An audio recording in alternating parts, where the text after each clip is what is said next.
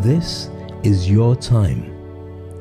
You worked very hard to get where you are, an inspiration to many, a mentor, a rainmaker, and a successful boss. But the one thing you've never done well is now the one skill you have to learn: public speaking. Great leaders throughout time have always shown their power from the stage.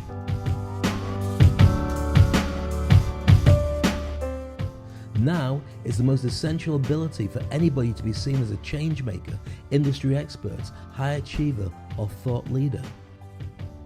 Do you have a fear of public speaking? Are you missing out? Does your tribe need a chief executive officer who can command and motivate from on stage? Is your message getting lost because you need to be able to present from conferences, events, and global forums? My name is Dave Crane. I've worked on stage for over 4 decades. I've done every kind of entertainment, and I train leaders around the world to find their voice, realize their power, and dominate their industry. I've worked alongside some of the smartest names and most respected business coaches in the world. I train world leaders, industry experts, and high achievers to speak. What do you need? Do you need to share an idea, a theory, a formula, or an invention?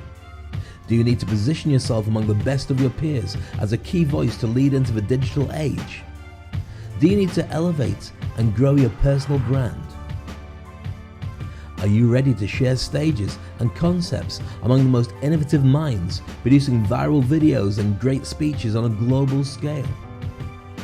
Most leaders who are great communicators fail with a microphone because they don't know stagecraft. They don't know how to engage, entertain, and motivate large crowds. But when you do know how, it's just like breathing.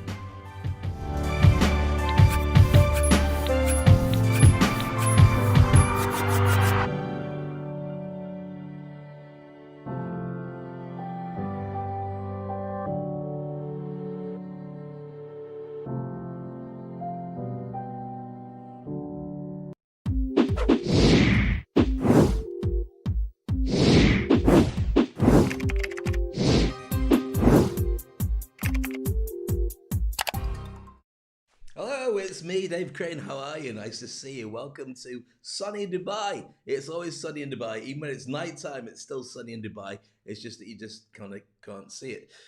Today's show's very exciting. It's all about this. It's 15 killer secrets of a motivational speaker. And as you probably guessed by now, that's what I do. I'm a motivational speaker. Or at least I was a motivational speaker. It's kind of all changed a little bit since then because all those gigs have, it's not true to say we've dried up. They just don't happen anymore. But they do happen, but they don't happen. They're all online, they're virtual. Now, there are some gigs that are going to happen that you turn up for, and you got your audience scattered, they can't touch each other. So if part of what you do is you get everyone to reach out and hug each other, no. Reach out and speak to people, no. High five each, no. Right, get all these things and climb up onto each other, no. That's all gone, that's disappeared for some time. So technically, as a speaker, that job has changed dramatically. Now here's what's so fascinating about the whole thing.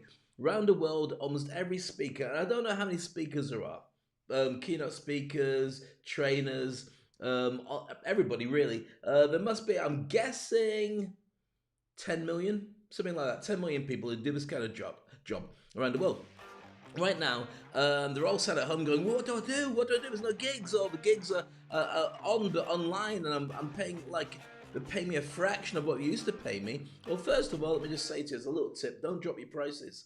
I'll tell you why you shouldn't drop your prices, because you're not in competition with anything apart from each other. Think about that.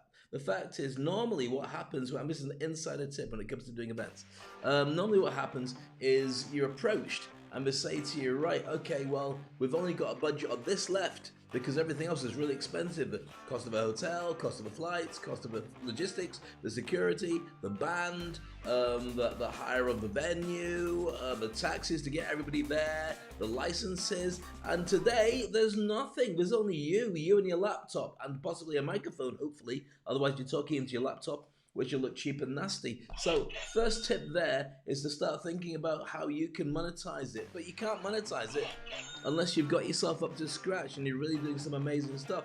And I'm going to tell you how to do that with today's show. So as always, we're broadcasting right across the world. I'd love to know where you are. We're going live onto LinkedIn, onto Facebook, onto YouTube, onto Instagram, into Twitter, and Periscope. Not live onto Instagram, I've got to admit. I do add bits later on onto Instagram. But to do Instagram, I'd have to add extra bits and stuff on top of it like that. To potato for potato, and it's just too much hard work. So I haven't. So if you're currently watching me on Instagram, you're not, because I'm not currently on Instagram. But I will be later on. That could be fun to get it all done there. So that's kind of the truth. I've been watching a lot of lives on LinkedIn. Fascinating. Saw a really good one earlier with my friend Ahmad Imam and Michael Lane, who are great and sharing all about the Matrix. That was fantastic. Big shout out to those guys doing a fantastic job.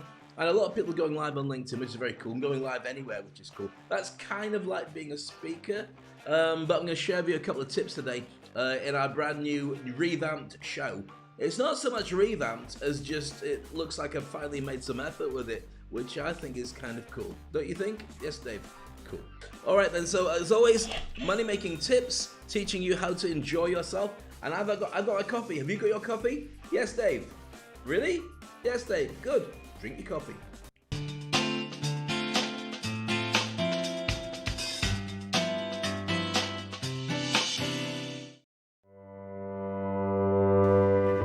Ooh, not yet. Got some great stuff to share with you. It's going to be mad today.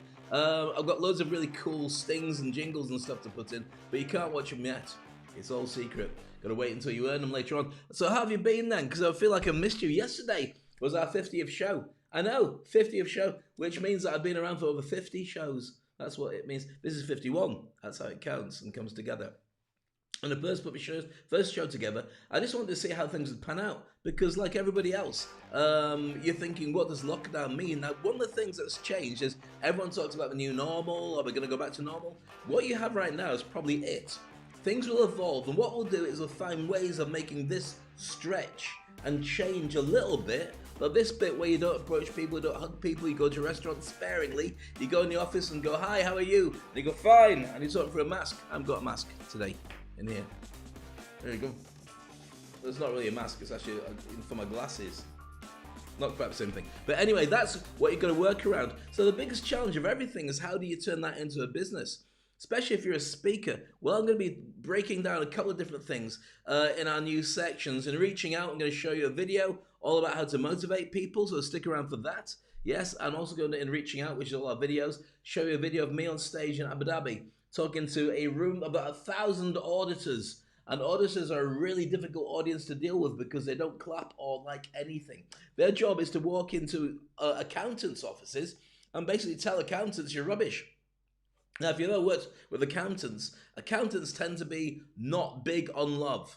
They're really nice people, but they tend not to let you know because they're holding on to the money and they feel very important. And the first thing that happens when you go into the accountant's office is they, can I get my money? And they go, no, this is my money. It's like Gringotts Bank. You know when Harry Potter goes in and they're all looking over their glasses at Harry. All small people. Well, not all accountants are small people. In fact, not everybody is a gremlin or whatever it was, gnome or dwarf or whatever it was, like in Harry Potter. But the point is that accountants tend to be a bit, not much fun, but nice people. So then you've got to add the fact that auditor's job is to be the accountant to the accountants. They're the police of the accountants. So their job is to be even more Darth Vader than the Darth Vader people in the first place. So when you've got a room full of auditors, it's like doing a gig to a room full of doctors. And I have worked on many occasions with doctors. And don't get me wrong, I love doctors and I love auditors. I love accountants. What I'm saying is it can be a very hard audience to please because when they're really happy, this is what you get. Well, let's take doctors, for instance. Doctors. This is doctors having a laugh on their own. This is doctors having a laugh as a group of people. And this is doctors thinking, what a great idea. That'll change the world. I can't wait to implement it.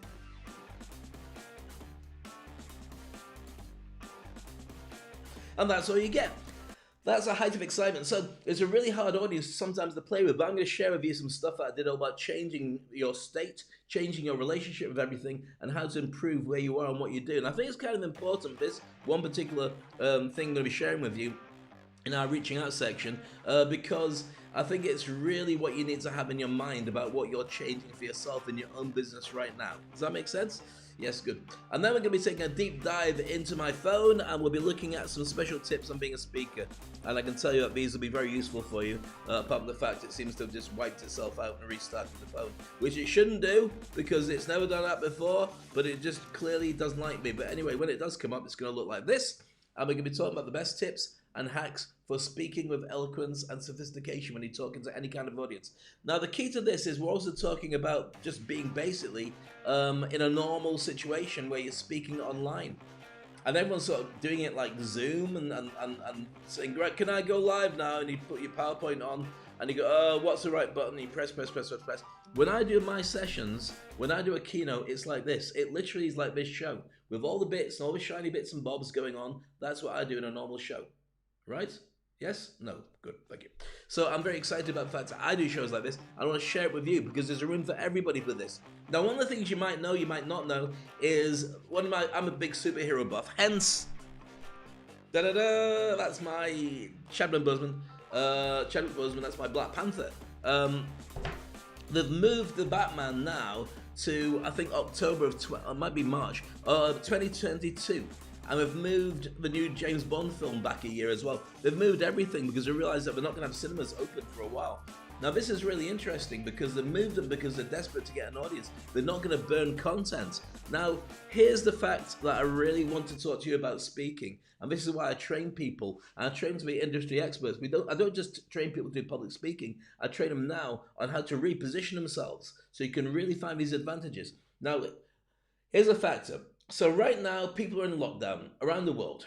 So if you come near to somebody and they're infected, there's a chance that you could catch it. And even with the best care in the world, as you found with President Trump, doesn't matter who you are, it could be somebody who comes through and you can catch it. Okay, I'm not knocking the people who are wearing masks. I'm not wearing the people who are doing social distancing. And I'm certainly feeling empathy and sympathy for everybody who's had to suffer some kind of loss of any description as a result of COVID-19.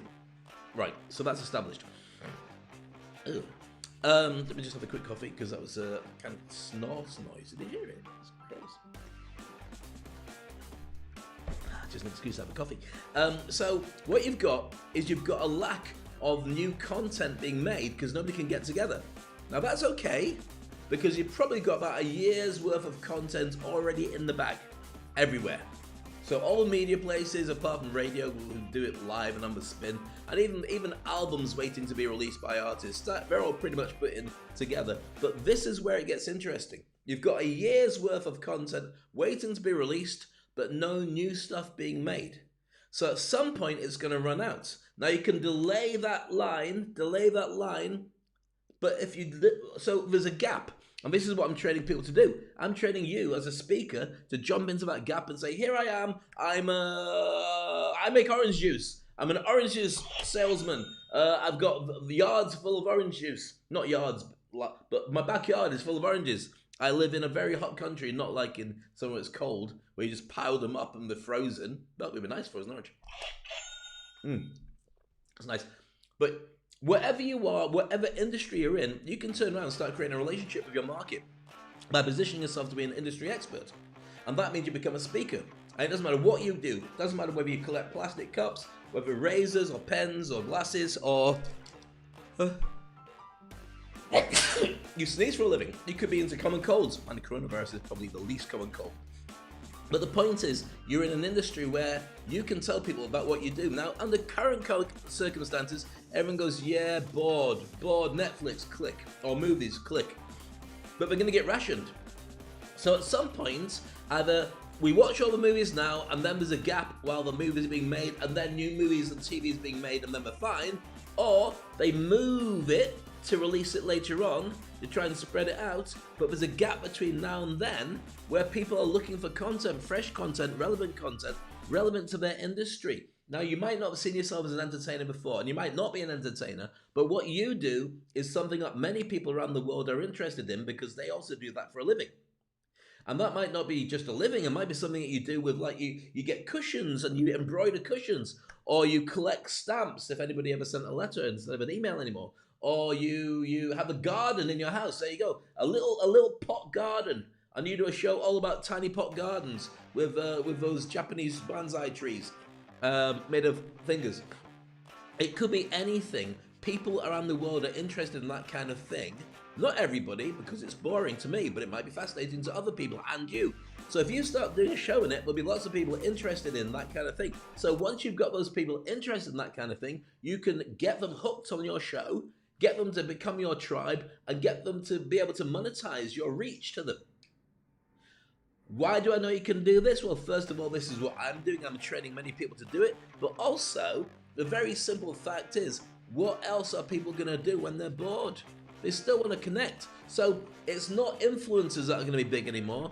It's smaller micro influencers, almost industry forecasters on particular niches, particular areas. There might only be 1,000 subscribers who follow you, but they will monetize you and they will love you, and they don't mind coming home from work or staying at home and just finishing work and then going online and seeing what you've been up to, because you're in their niche, you're in their industry, you're somebody that they really enjoy, instead of watching TV.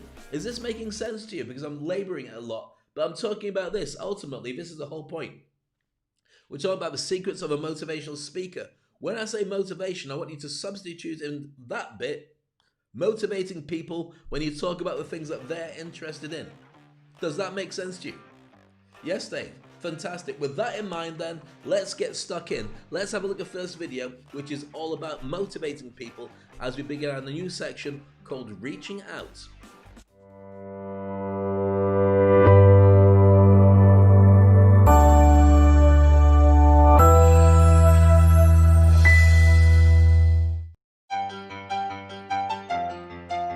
How to motivate people. Every human being is motivated by something or for something. We are motivated by ethos, motion, or logic. We're motivated by achievement, recognition, or power. If you are a leader or manager, you will know that people are motivated by different reasons, and you will realize that you can't motivate people anymore, but you can empower them. Employees have to motivate and empower themselves. However, you can set up an environment where they can motivate and empower themselves. The key is in knowing how to set up the environment for each of your employees. Motivation is a feeling that can trigger action. Most emotions like revenge, jealousy, fear, and passion are all powerful motivators. Like any feeling, motivation can be triggered. We rarely do anything we don't feel good about, and it's very hard to resist things that make us feel good. We often think of the workplace as less emotional, more formal, and serious zone. This is a motivation killer. Thanks to some of the organizations which has proven this wrong through their culture, people are realizing that the office can be a fun place when they look at the way some of the culture-rich organizations are operating. This can happen. Hence, make your workplace driven by positive feelings like winning, overcoming challenges, conquering, and passion, etc. Give meaning to the work you do. When we are purpose-driven, there is a force of motivation that can rise above mediocrity. Motivation is the why behind what we do. It is the motive for action.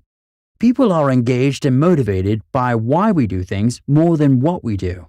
What gives life meaning are stories that unfold or are developed eventually. What gives meaning to work is again stories. In his book, Leading Minds: An Anatomy of Leadership, Howard Gardner says, stories are the most powerful weapon in the leader's literary arsenal. Institutions that can communicate a compelling historical narrative often inspire a special kind of commitment among employees. Progress is another great motivator. Harvard's Teresa Amabile's research found that nothing is more motivating than progress. A consistent amount of regular, considerable success produces much more happiness in the workplace than occasional bagging an elephant. Encouraging people to reflect on how far they've come and the good work they've done can act as a catalyst to strive for more. Bottom line, your employees are motivated by an environment where motivation is more tangible. A great work culture can be a great motivator. Culture is the meaning that you attach to a ritual or habit. Hence, deriving the meaning of your actions is what makes every minute spent more interesting and passionate. The motivated work culture consists of an environment in which employees are given with the autonomy. They are trusted with their abilities, treated like adults and respected for the diversity, and no bullshit rules except creating value together and enjoying the process. If you have any additional suggestions or tools, please feel free to share it in comments or write to us. If you enjoyed this video, give it a like and subscribe.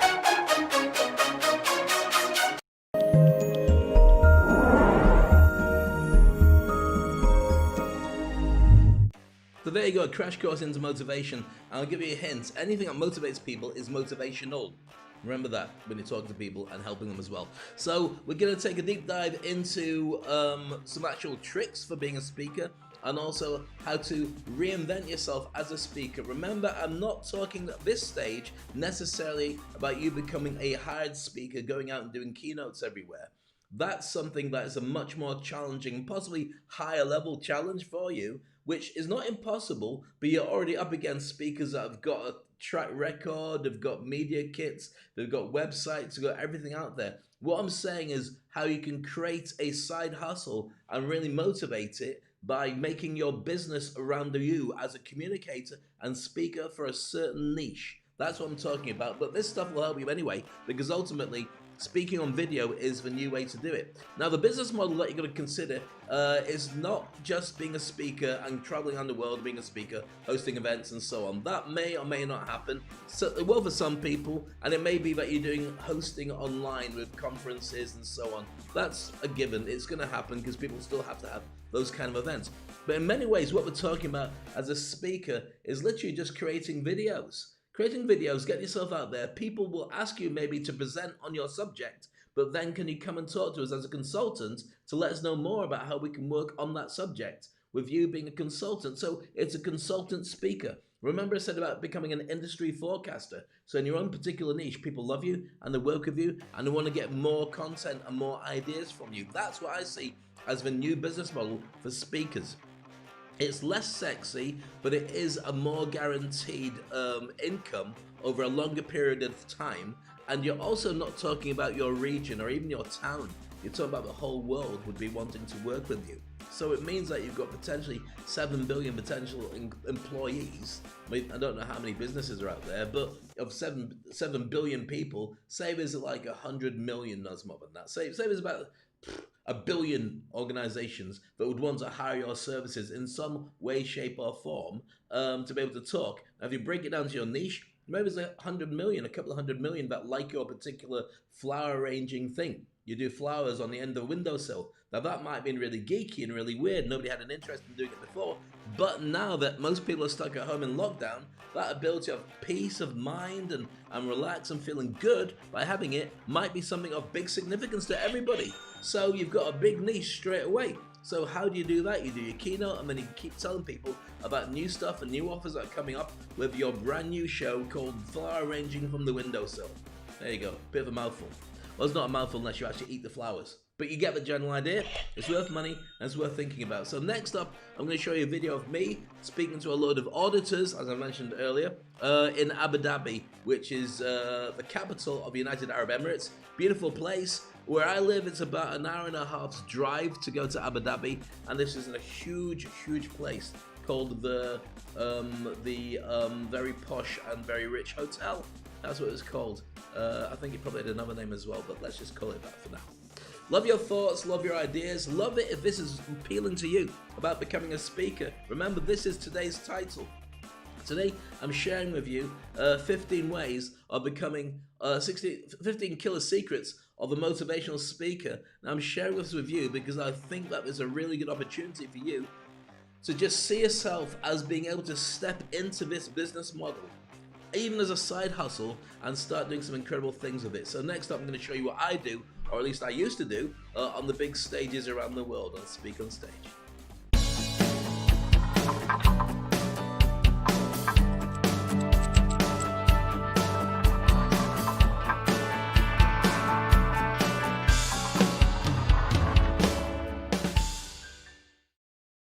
Rule number 2 is this one. Learn to be present. Now, that's kind of strange, things we're all in the room. But if you think about how many distractions you have, how many times a day you go on Facebook, people on average spend an hour a day on Facebook. Whether you do or not, I don't know. adds about LinkedIn. I probably spend an hour on LinkedIn. Then you've got other social media, plus you've got distractions of videos of cats being stuck up a tree and all the rest of it. Going by that, things do take a lot of your time. But if you really want to become unstoppable, you need to be able to get rid of all that stuff and be present in this space as you. Appreciate how life feels, how your breathing is, how you feel love when you think about the people that give you love back. That allows you to be present and allows you to make the most of every single day because you know what every second is worth of every day. So as you're becoming more present on a more regular basis, we look at how that would impact you on the third point. So being present means opening a box, switching off your phone, being you, and chilling out. Number 3, believing this, and this is very important. We're in a world where celebrities are famous because they're famous. They haven't done anything. How many people do you know that everyone flocks to see? It'd be unfair of me to say Kardashian, but I'm just going to say it. Kardashian fell out, okay? What does she do? Now, she's a lovely person, I'm sure, and the family, very best of luck to them. But what does she actually do, apart from be on telly all the time? Now, here's the thing. I have no problem with the Kardashians or any other stars, but here's what it does to kids, especially millennials. They all want to have everything. And when they go for a job interview, they ask their employer, if I work for you, what are you going to do for me? The whole Maslow triangle about the needs that we have is upside down. Self-actualization is at the top if you're a millennial. So here's the key to it. This is very important. If you really want to become unstoppable, point number 3 is believe this. You are already enough. You don't need to chase anybody else. You don't need to reinvent yourself apart from the fact that you learn skills and you understand the market and you change your business. But you, the core you, is enough.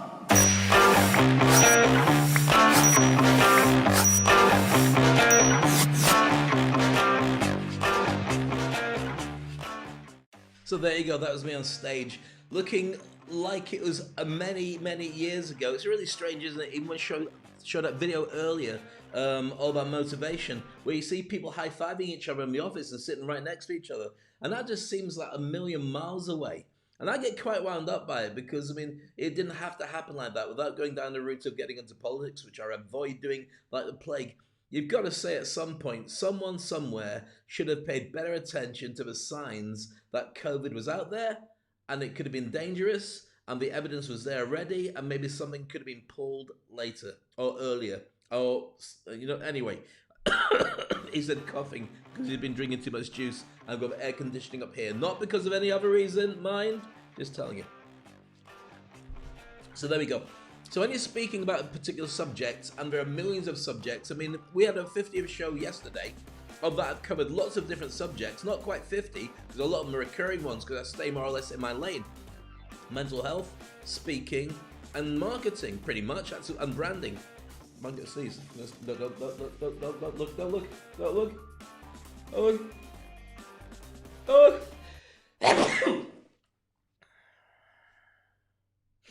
Bless you, Dave. Thank you so much. Everything's live, folks.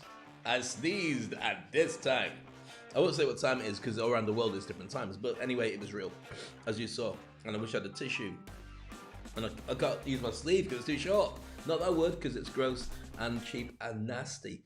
So getting to the point, I want to share with you now some ideas about if you're becoming a speaker, how to think about it when you're communicating. And first thing you do is make sure that you don't have the AC on too high. That's air conditioning, depending on where you live. Some people say AC, you say air conditioning. Let's call the whole thing off. I'm going to take a break, right? Just hold on a second. I'm going to go and get myself a tissue, and then we're going to come back with a big, deep dive.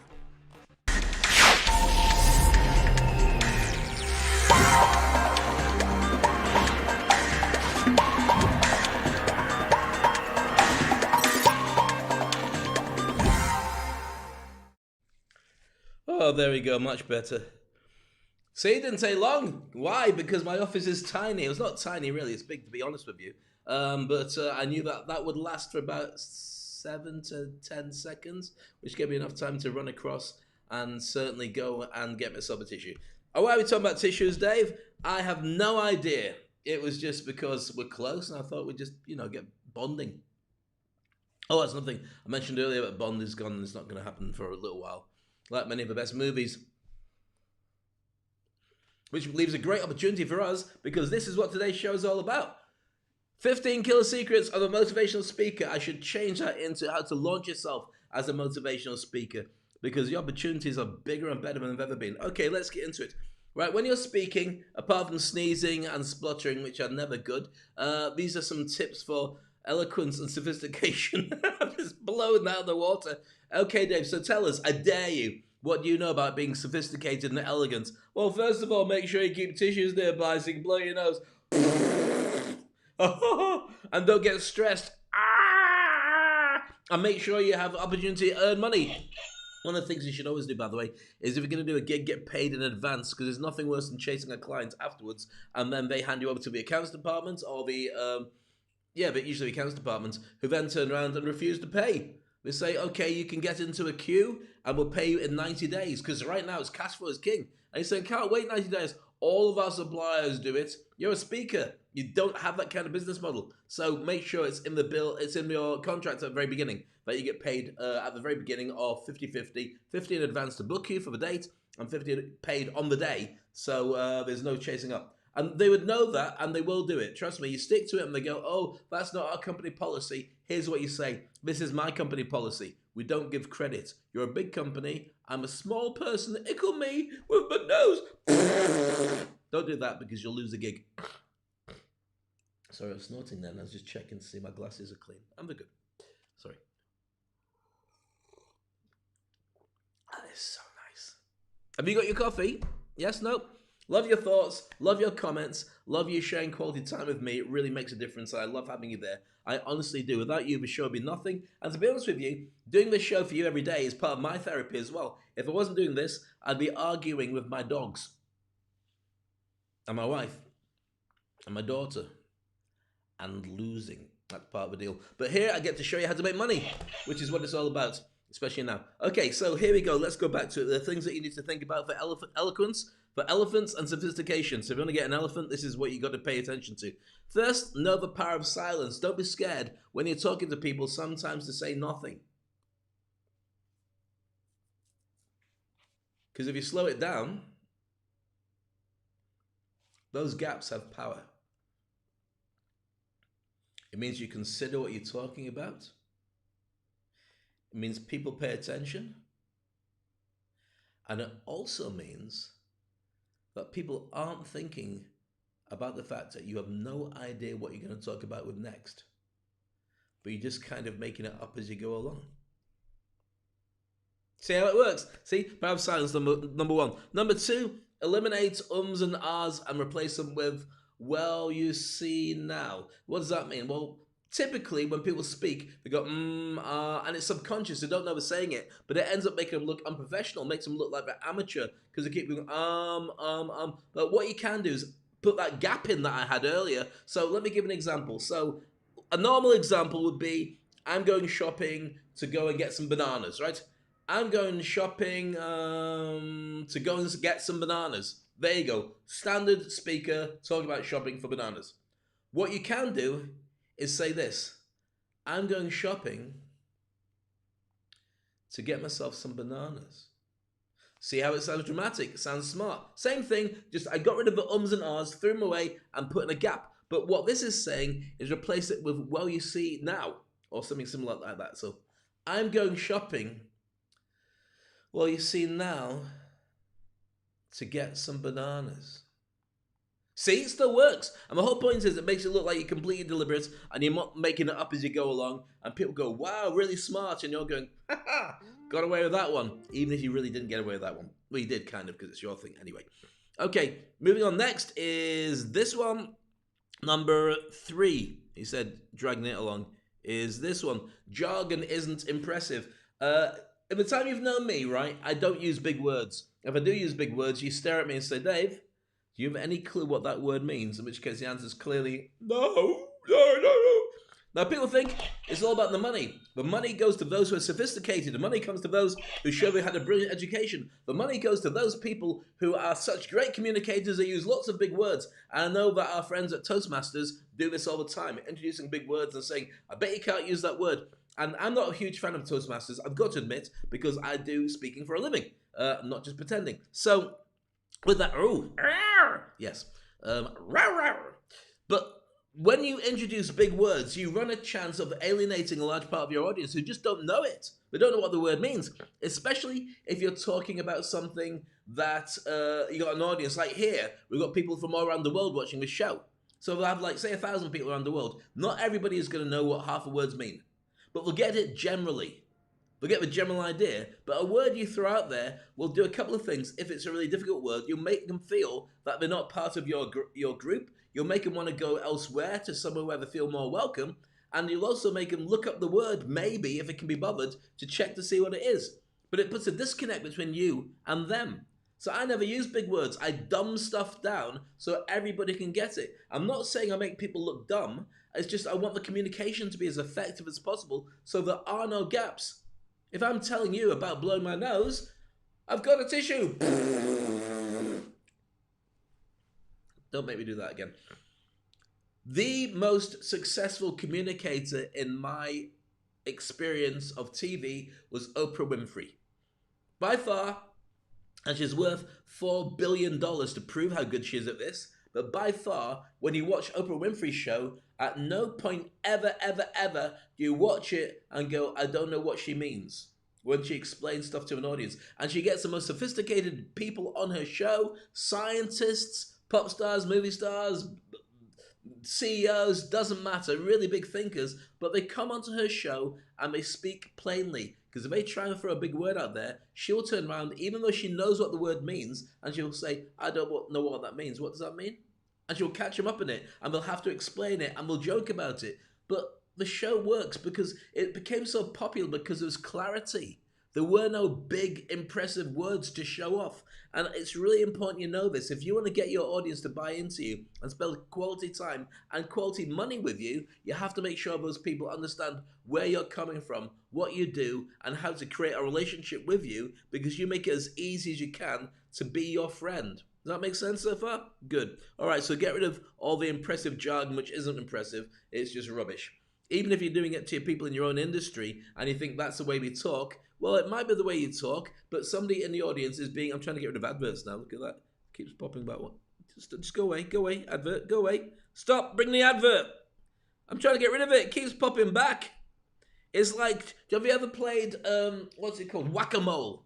Where you go bang, bang, bang, bang, bang. In fact, you do it with this.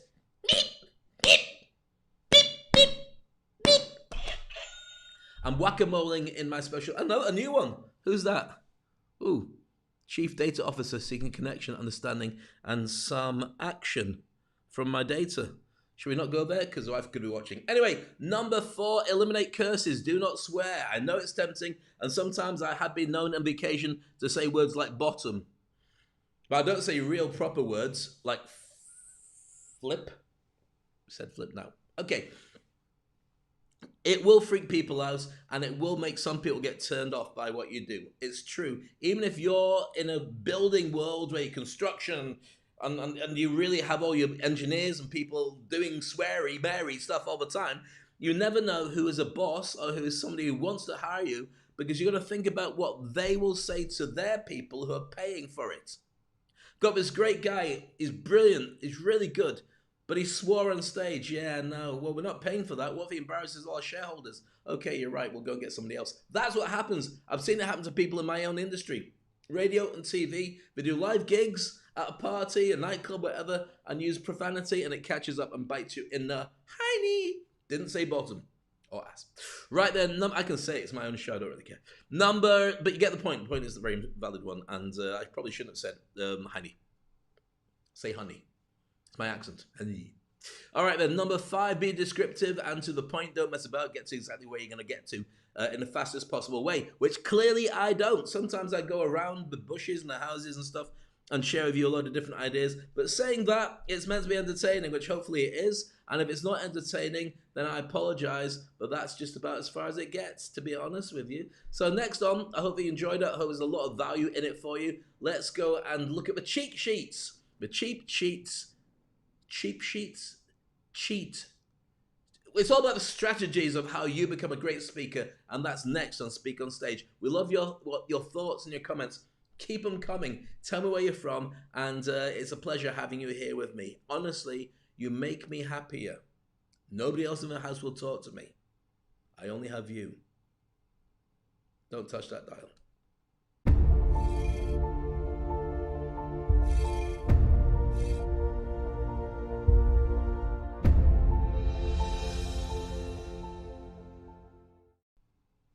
So there we are. This is today's show, as I mentioned earlier. Another thing I should put onto our list is don't pick your ear when people are staring at you. I wasn't. I was just smoothing my hair on the side there and making sure my glasses fitted on my big, fat, and stupid head. Not really fat and stupid, but it's just my head, really. So with that, it's good to have you here. I'm going to be sharing a ton of stuff with you in this session. And it's all about the 15 killer tips I promised you, all about what you need to do to be a better motivational speaker. Bearing in mind that I said from the very beginning that this is not necessarily about becoming a motivational speaker. These are killer secrets of just being a speaker or a communicator in your niche, because I think that's where you need to go as a speaker. I don't think you should be spending a lot of your time just trying to get out there and competing with the likes of me, because at the moment, I mean, I've got loads of gigs coming through, but I offer a lot of different things to people.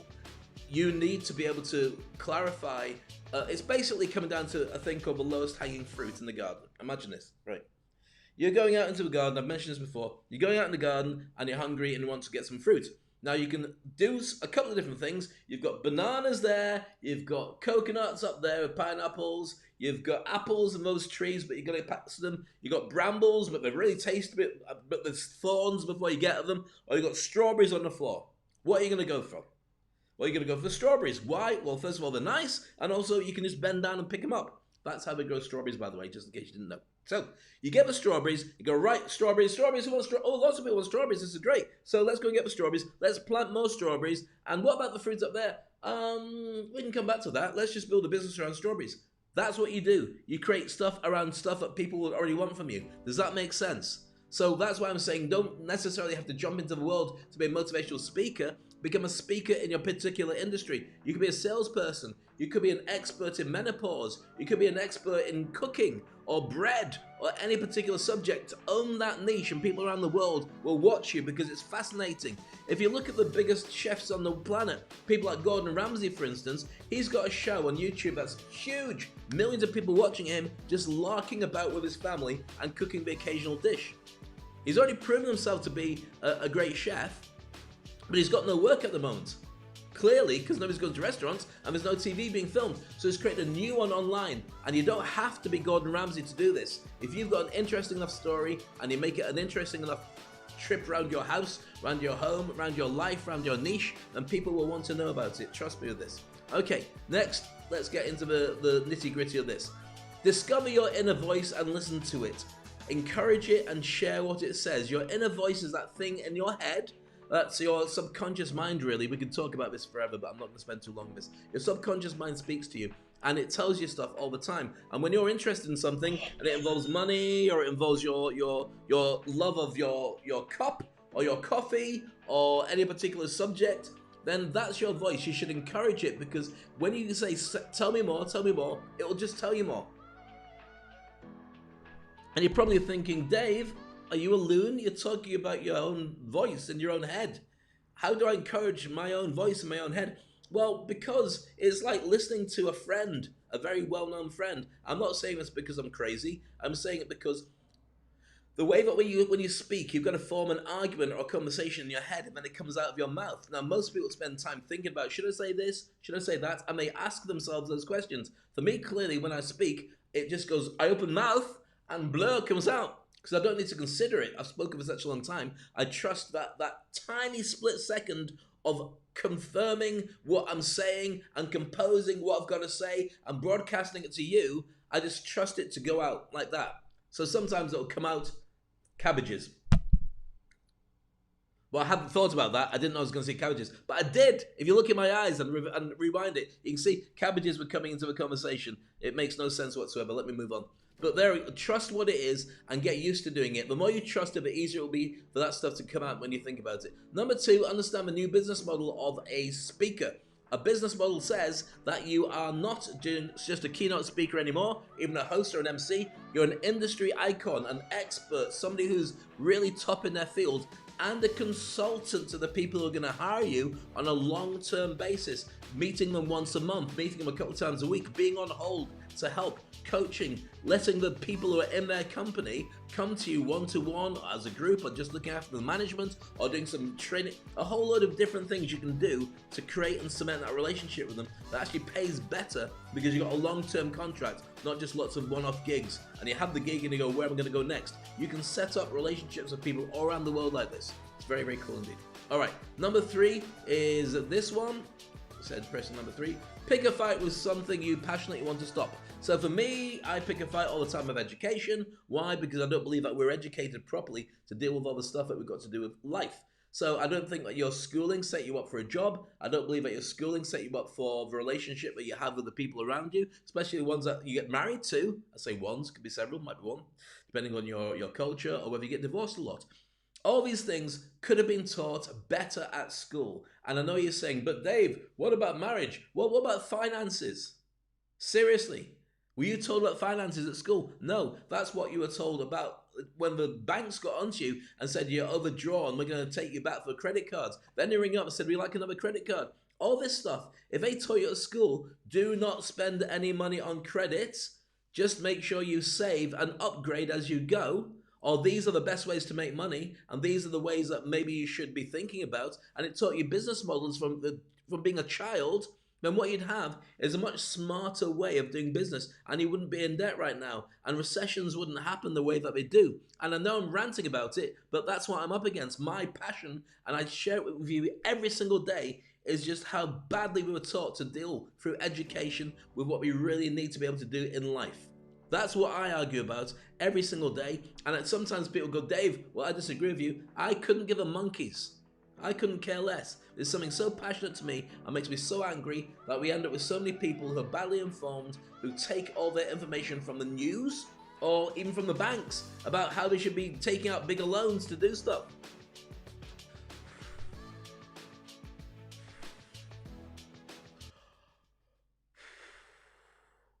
Hold with me.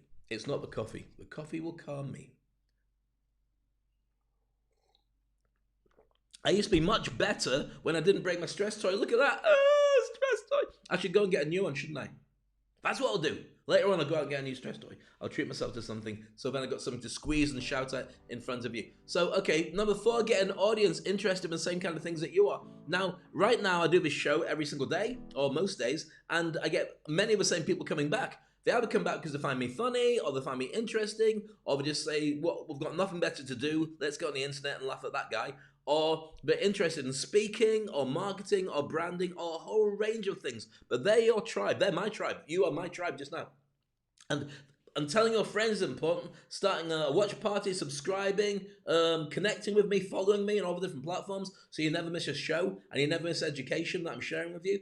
This is important, and whatever you decide to do, there'll be people into your stuff. Build them up. You only need 1,000 people. 1,000 people you can monetize for the rest of your life, according to Chris Robinson, who's a very smart man from Wired, and he knows more than me. All right, number 5, learn digital stagecraft, virtual broadcasting, and public speaking. This is why I'm here to help you. What I'm doing right now is digital stagecraft. And it's virtual broadcasting and broadcasting a TV show live to you from my laptop to wherever you are in the world. And it's not speaking, but it is speaking, some kind of speaking as I'm doing it, because otherwise the show would be like this.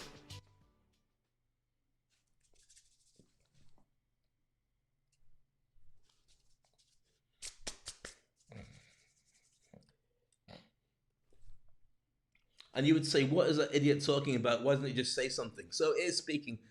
So digital stagecraft is the ability to do stagecraft, but not on a stage, through the internet. And virtual broadcasting means that you're not a speaker, you're actually broadcasting like a TV station. And that's important to know, because you are now at the same level, or you have the ability to be at the same level as any broadcaster anywhere. The only thing that's missing is the money to put into scaling you up through advertising and so on. That's the only thing that's missing. I mean, this show, I put it together about half an hour before I broadcast. All the bits and pieces that go into it. It's true. So there we go. All right, number 6, get published and visible, social media, conventional media, and word of mouth. So you need to make sure that people are finding you. Now, I have a lot of friends who are on LinkedIn and other platforms, and most people just post a post. So it's like writing. That's it. And go, oh, you know, be a life coach and your life will be better. Have you ever considered about happiness? Happiness should be there for you. And the way that you get happiness. Or they get a video or a picture, a meme, and they put it up there and they go, right, what do you think of this picture? Does it bring you happiness? You need to get... That's not them doing it, that's me watching it. I do, if I was to break down the show, first of all, I've got a motor mouth, so I talk far too much. For roughly about an hour a day, that would make at least 100 memes. 100 memes a day. That's great. It's like a $6 million man. 100 meme a day, man. More than that, probably. But that's new content, fresh content I generate. It's a different scale from what everybody else seems to be doing. So what do you think that does to position me to the market? It elevates me. Yes, it does. Not everybody's going to like me, and I don't care.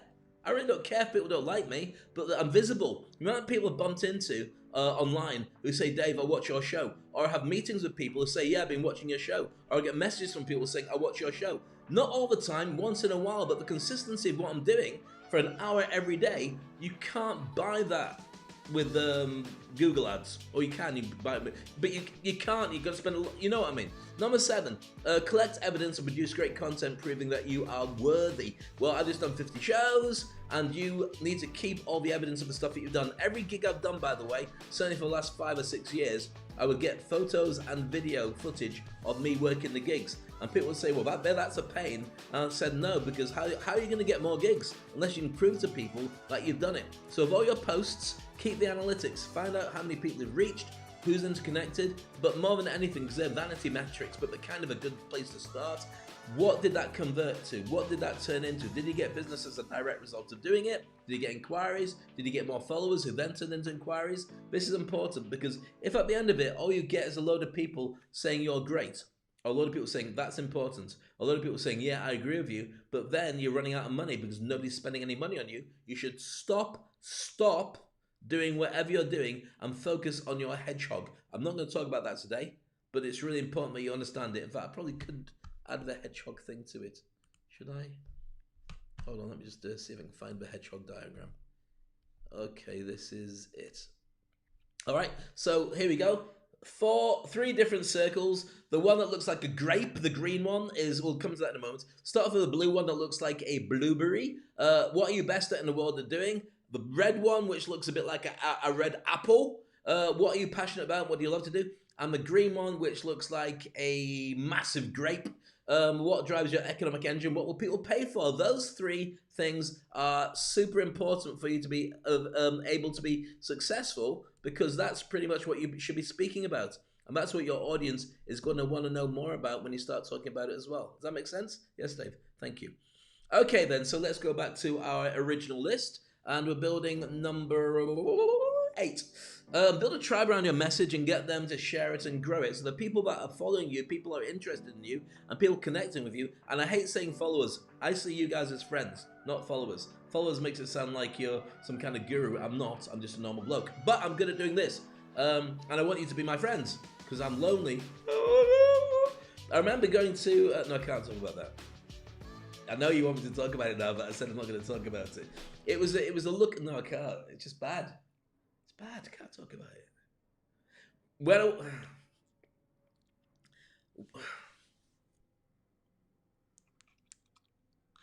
Do you want me to talk about it? Yes or no? Yes? I'll give you 5 seconds. If I get 10 yeses in 5 seconds, I will tell you the story about going to the Grabber Granny nights in Middlesbrough. 5, 4, 3, 2, 1. We didn't get enough. Well, what a shame. I'm going to tell you about that maybe next time. All right, so build a tribe around your... I'm becoming it now. Build a tribe around your message and get them to share it and grow it. That does all the big business for you, and you'll never find out what what's it called, charismatic smile that I was sharing with you really means. Work out your role in the hero's journey is number 9. What do you mean by that, Dave? Well, the hero's journey is a whole session on itself. I will do a whole session on the hero's journey because it's so important. Some of my current clients on the Industry Icon program, I'm sharing with them right now how to create your signature speech. And your signature speech is so powerful, and it's so much about you, who you are, how you fit in with the world, the message you've had for your entire life, that when you go out on stage, you can talk about it without any props, without any slides, without any preparation, and do 3 hours on that subject referring to the truth, all about you and about stories that you've been involved in, and it will be fascinating for everybody. I've worked with Les Brown, he's a good mate of mine. When he talks about, you gotta be hungry, he's talking about it, and he can apply that, you gotta stay hungry, to anything he talks about. Why? Because that's his signature theme. So his signature speech talks about the radio that he jumped in and so on, but he can talk about any subject, and you can ask him questions, and it can all go back to you got to stay hungry. Mine is jump and grow wings on the way down, and get hair. Is that from orange juice? You don't get hair from orange juice, but you do get tasty juice. So mine's jump and grow wings on the way down, and I spent about, I think it took me about 5 days to work out exactly what I had to do to be able to get that to be my signature speech. It's quite important to do, because if you just talk about subjects, you'll never be seen as an expert on it, and you'll never be seen as super passionate about it. You'll be seen as a jack of all trades. It's his signature speech that makes a big difference, and I won't talk about that today because I think we need to do that in a separate session. But your hero's journey is central to that. All right, number 10 of the killer secrets of a motivational speaker is this. Obviously, work out your signature speech is what I was just talking about there. It's amazing how that comes in your own thought processes once you've got the hero's journey in place. The hero's journey is what you do throughout your entire life. But your signature speech is what you learned throughout your entire life. And that's what you're able to talk about and relate to your products. Number 11 is your personal branding. Who are you? What are you? What do people see you as? What do they not see you as? What do you want them to see you as? All that comes together, and it goes in a certain direction of creating your brand. If you don't have a brand, then you do have a brand, but your brand is nothing. People will just decide by glancing at you on face value. But let's deep dive into this. Let's look at Gary Vaynerchuk, right, for instance. Gary Vaynerchuk is a guy who's a genius in marketing and social media. But if you look at him, he looks like he's just about to mug you in an alley. Wearing t-shirts, he's always got stubble, he's got short hair, usually relatively unkempt, because he's always scratching his head and looking at stuff like that, wearing training shoes and jeans. You wouldn't know he's a multi-millionaire, super successful guru of marketing and knowledge about the internet, but he is. So he is able to create a brand around rebranding himself as a scruffy man who's a genius in marketing. Now, if you don't have that genius of marketing behind you, so you're recognizable at it, you'll just look like a scruffy person who's waiting to mug people in an alleyway. Not saying that you're doing it, because it doesn't happen now, because nobody walks in alleyways, because everyone's sort of like in lockdown. But you get the general idea. Your brand has to be in alignment with the message you're sending out, and you've got to create lots of social media and lots of social proof so people believe and can see that you mean business, and they'll get exactly what it says on the tin. Not that you're in a tin, but you know what I mean. All right, so create your personal branding is number 11. Number 12 is equally important. Create constant relevant content and appearances. You could be brilliant at doing this, but if nobody finds out about it, it's useless. If you only pop up on other people's podcasts and don't create your own, could be content, it's useless as well. I mean, let's dig in deep for this whole point. Let's just go deep on this one thing. You are working towards becoming a broadcaster. That means ultimately becoming a broadcasting house. What do I mean by that? You are now going up against MSNBC and Fox and CNN and BBC and whoever the hell you want to think of. I said a bad word. I said a potty word. Whoever, heck, that's pretty bad as well, you want to think of. Because you might be doing one thing. You might be doing one show once a week. But if that show is good enough, and you should consider it to be working towards being good enough to be voiced or shown on a proper network, not just YouTube, and you can put it on YouTube and it counts anyway, then that channel you've got on YouTube is like your own channel on a proper TV station. I think the proper TV stations are going to take a massive dive and might not even exist in 10 years' time. That's a big thing to say. But apart from the fact that they have the ability to create incredible content where they ensemble stuff and they've already got a massive reach because people have cable TV and so on and they watch it. How many people now are watching on the internet? How many people would watch the late night talk shows like Stephen Colbert and Trevor Noah and James Corden and Jimmy Fallon and Jimmy Kimmel? How many people watch those shows on YouTube as opposed to watch them going out live on the cable, which you've got to subscribe for? You can get like, not simultaneously, but not long after, or the next day you can watch them. Why would you pay for proper TV? That's the business model that's really difficult. When it comes to advertising, during the ad breaks, nobody wants to watch advertising. Nobody enjoys it. So if you can cut it out with Vivo, people will do that. But if you can go online and not have to suffer any, and you watch the best bits of all those shows, you see where I'm going with this? Really interesting time to get into it. I think it's huge opportunities for you too. Okay, number 13, get booked, get paid, cash or equivalent. I will spend time on this subject specifically in the future about getting paid. When you first start, people want to pay you nothing. I mean, if you're going for a while, people still want to pay you nothing, but there's no reason why, certainly early days, you should turn around and just lose the gig because of that. You need to get established, you need to get people to buy into you, or at least you need to get eyeballs on what you do, and you need recorded footage. You see, when I'm doing a show like this, every day I'm producing about an hour's worth of content. An hour's worth of content. So I can chop it up and use it as separate sections. I can sell it as part of a coaching course and do a ton of different things. It's not wasted at all. So you need to think about that as well. So when you're doing it and creating content, you've got to be out there so people can find you and make sure that they pay you in some way, shape or form. Sometimes getting the footage is payment. Sometimes getting a mailing list is payment. Sometimes making sure that they tell you and the sponsors they're working with, or they let you send an email to them that they send out to people. That could be payment as well, or part payment. There's lots of different ways when you look at the marketing that can be very effective. Number 14, get evidence before, during and after, and get testimonials from people. Usually the people you're working with, you say, look, can I get a video testimonial, or will you give me a written testimonial? At the very least, start off with your LinkedIn, get people to do the testimonials, referrals. Do one for them first, get them to do it straight back to you afterwards. But if you can do at events, get somebody to do a video testimonial. There's a way of doing it, but you've got to do it fast. If you let them off with saying, I'll do it for you later, they never do it and you can never chase them up again. Trust me, been there, got the t-shirt, but not the testimonial. And the last one, number 15, is this.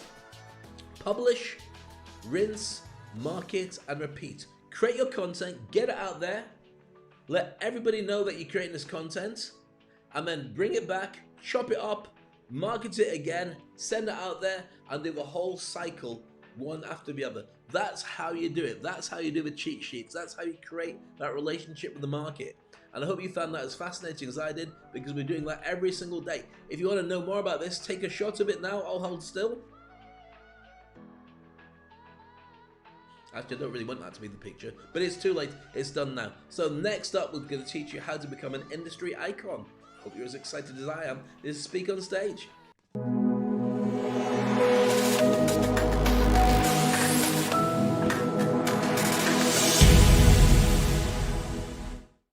So I hope you enjoyed the show so far. What this is all about is if you want to connect with me and get trained to do this stuff I've talked about, launching yourself as a motivational speaker, as an industry icon, as a specialist in your particular niche or your particular area, and get paid for it. That's the whole point. I want to make you money. I want you to be successful, more successful than me, if we can do, because there's loads of money out there. There's loads of clients out there.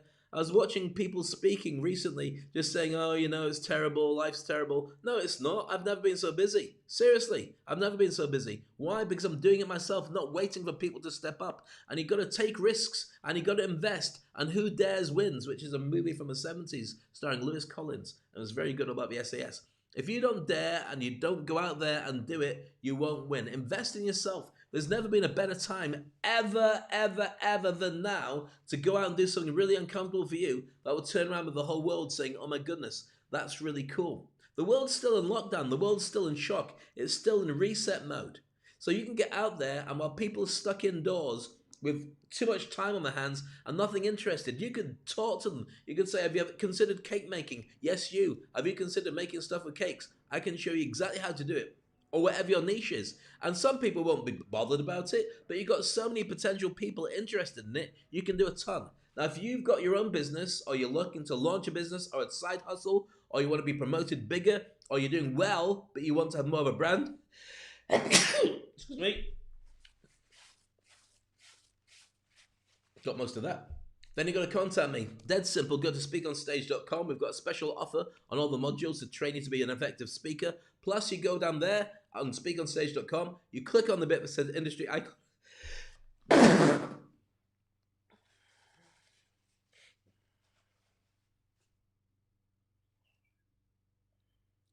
You ever done something you wish you'd never done?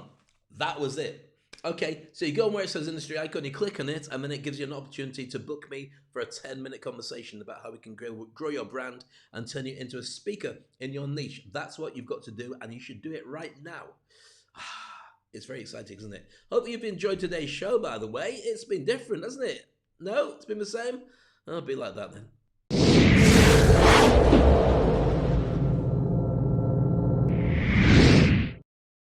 So in summary, today's show is all about this. It's all about 15 killer secrets to become a motivational speaker. And hopefully with that, you'll learn a ton of different things about being able to be more effective. If you want to know more, then contact me, become an industry icon. I'm busy training lots of people from all around the world. There is a waiting list, but I may be able to fit you on, but certainly I can have a conversation and you can get stuck in this stuff on your own. So make sure you do that. We covered everything really about the best tips for speaking in public and online. Also shared with you different ways to think about the business model of getting there. We showed you how to motivate people and also some samples of me speaking on stage as well. I'm going to leave you with a video all about why I do the stuff I do. It's been a complete pleasure having you with me. My name's Dave Crane. Thank you so much for your comments, your likes. Make sure you subscribe. And tonight I'm on live at 9 o'clock. It will be dark. Yeah, it's going to be evening, dark in Dubai. I know, it's still warm, but it's going to be shiny and cold and nighttime. The Toilet Paper Diaries with myself and Ernesto Verdugo will be on this evening. Make sure you come along for that. It's really cool. It's called The Boy Who Cried Wolf. And from a neutral point of view, we don't talk about politics because we try and stay neutral wherever our own politics are. I mean, we talk about American politics more than anything, to be honest with you. But from a neutral point of view, I won't tell you which side I'm on, but I am black. You probably worked that out. But it's just interesting to see, with a title, The Boy Who Cried Wolf, what happened to the boy who cried wolf in the end? Nobody listened when the wolf actually came. So what does that mean? Well, I'm not going to tell you what that means if you can't work it out, but we do talk about a number of different things in history, including the situation with the Black Death. Did you know about that, the 14th century? You didn't know that, but this is one of the many subjects. I'll share it with you so you know what we're talking about. The Black Death in the 14th century, the witch finders decided, as they did, because we're a little bit crazy, that all cats were in league with the devil, which is true. That's not true. Well, it is true, but it's not true. And so what they did was they started going around killing all the cats. Just by order, kill all the cats, they're all in league with the devil. So a ton of cats got slaughtered, and then the Black Death came along. Now the Black Death was spread by rats, which had lots of, what do you call them on them? What do you get? Fleas. Right, not what do you get, I didn't say you get it. So there were lots of fleas on the rats that was spreading the Black Death and killing everybody. It was a plague. Now, if they hadn't killed all the cats, then there's a ratio of 1 cat can kill 50 rats. So that could have made a huge difference. It wouldn't have stopped the plague, but it could have certainly shut down the damage because these rats just multiplied and went everywhere until eventually they managed to stop the plague, goodness knows how. And think about it like the forest fires. If they'd kept the cats, it's like cutting down all the trees so that the fire can't spread to a new area because there's nothing to spread to. The cats would have killed all the rats. Get it? Yeah. That and more on the Toilet Paper Diaries number 74. Can you believe it's that much? Well, join myself and Ernesto Verdugo live from Houston and Dubai, and we'd love to have you there 9 o'clock this evening, Dubai time, and 12 o'clock Houston time. It's been a pleasure. Thank you so much for being with me. Look after yourself, and I'm going to share with you a final video, which is why do I do the things I do? And it's been a pleasure having you here on Speak on Stage.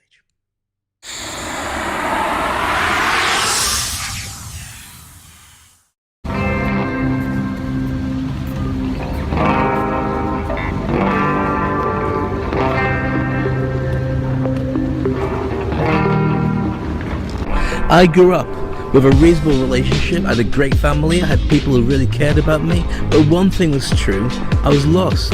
I was a little boy who didn't know black from blue.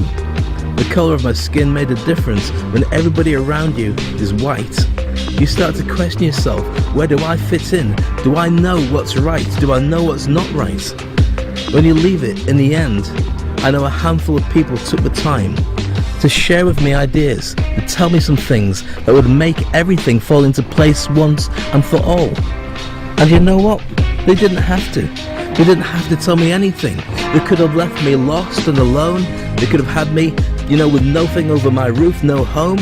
But instead what I got was a little bit of help, a little clue, a little something that made me feel that I could fit in. I could do something true. And that's why I'm here.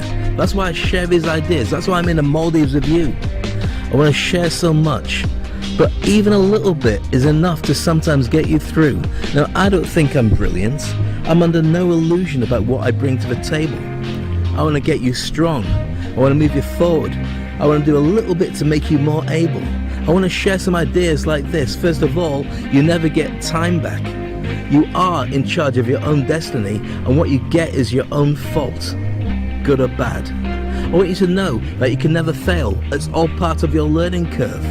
You'll never make mistakes, because at the time of doing something, you only do the best that you ever can do. I want you to know as well that you are the same as everybody else. You just make choices that make your life better, and better is down to happiness and finding your own tone, your own idea. But if you want to be stronger, the thing you've got to do is have an interest in everybody else and contribute and get them closer and get them through. There are lots of rules in life, but one of the most important things is to know that whoever you are, whatever you do, whatever you try and become, it's ultimately just down to you. You are all you need. You are enough. You don't have to be brilliant. You don't have to be superstars. You just have to be tough, because it's not easy, and it's going to hurt, and it's going to take you down. It's going to rip off your hair. It's going to make it so tough for you. Nobody gets through. Nobody's left unaware, but I do believe in you 100%. I know you can do it. I know that what the world is going to throw at you won't make any difference, because the end result is the end result, and it won't matter what people say. So why do I do what I do? If you haven't worked it out by now, let me share with you. I don't talk like this. I don't talk every day. I don't post. I don't give ideas just for me. I hope that with what I do, there might be one clue, one idea, one spark that you might not have got without having connected with me. My mentors, my friends, all the people that have helped me along the way. Sometimes I paid, sometimes it was for free, but they made an impact that made me the person I am today. For you, I wish you the very best. I'm not pretending to be some motivational guru. I'm not pretending to be some guy that knows everything, because I guarantee you that I do not know. But I do know one thing. In what I say and what I do, there could be a little gem, a little spark that saves you perhaps a day or two. It could even save you a year. Or maybe when you realize that everything is driven and designed by you, for you, it might save your life of following other people's lives and finding out who you should truly be. That's who I am. That's why I do what I do. And that's why I hope that as I chip away and share ideas, they make an impact on you.